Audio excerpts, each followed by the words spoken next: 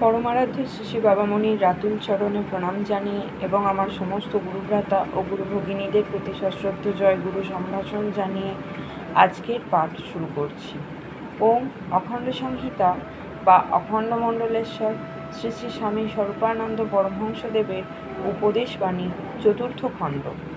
উচ্চকে নীচকে। শ্রী শ্রী বাবামণি বলিলেন, ভগবানকে যে ভালোবাসে তাকে নীচ বা নিকৃষ্ট বলে জ্ঞান করার মতো পাপ কিছুই নেই।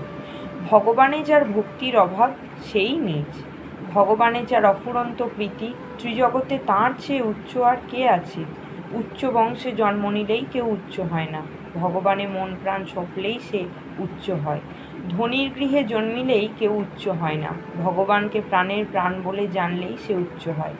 অপূর্ব রূপলাবণ্য, দেহসৌষ্ঠব বা স্বাস্থ্য, কান্তি ও পুষ্টি নিয়ে জন্মালেই কেউ উচ্চ হয় না, ভগবানকে জীবন মরণের পরম স্মরণ বলে জানলেই মানুষ উচ্চ হয়।